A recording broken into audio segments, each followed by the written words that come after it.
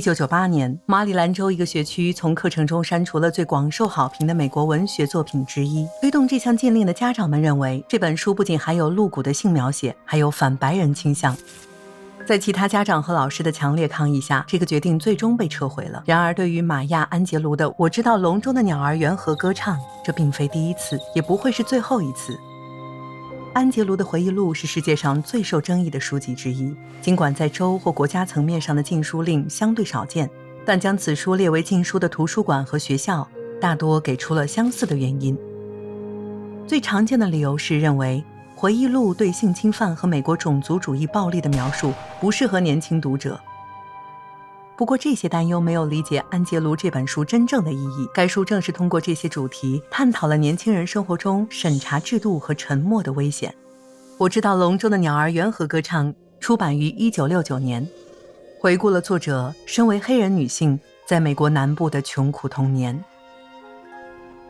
故事的重点是安杰卢在她7岁半时被性侵的经历。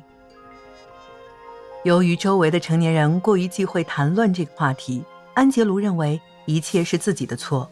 当他终于在法庭上指认案犯之后，对方就被一警杀死了。安杰卢认为是自己发声导致了他的死，于是在6年里，他几乎完全缄默。这本书记录了安杰卢重新找回自己声音的旅程，同时探索着因逃避不堪的现实而带来的痛苦与不该经受的耻辱。回忆录的叙述高明地将他童年的困惑与他成年的理解融合在一起，为读者展现安杰卢童年时所欠缺的洞察。他将自己在美国分裂时期身为贫穷黑人的困境与童年被晋升和侮辱的经历联系起来。他写道，男性偏见、白种人的不合理仇恨以及黑人缺乏权力三方的交叉火力正在围攻黑人女性。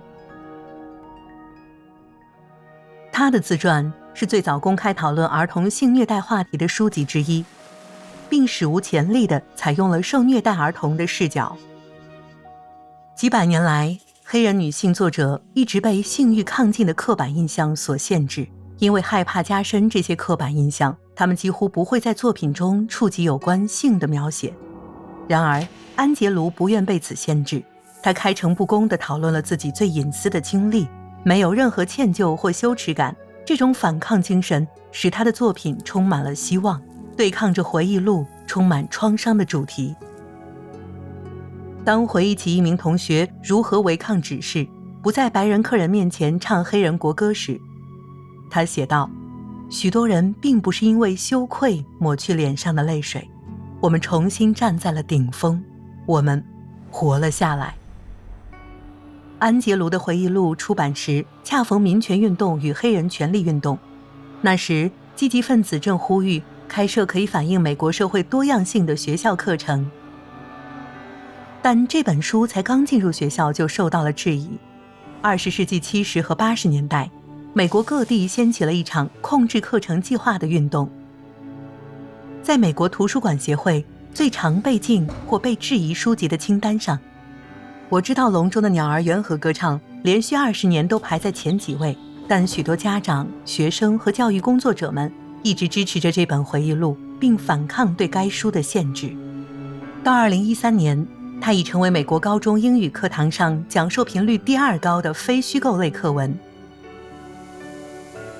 当被问及身为一本被禁最多书籍的作者有何感想时，安杰卢说，我发现那些希望我的书被禁的人从来没有读过哪怕一段我写的内容，但听说过我写的是一起强奸事件。这些人的行为就仿佛他们确定自己的孩子并不会面临同样的威胁，这很糟糕。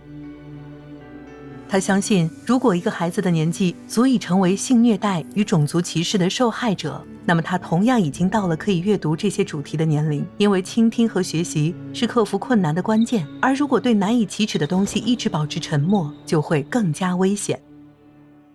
如果您对学习历史怀有热忱，欢迎订阅此频道，因为历史中得来的教训能帮助我们面对当下的挑战。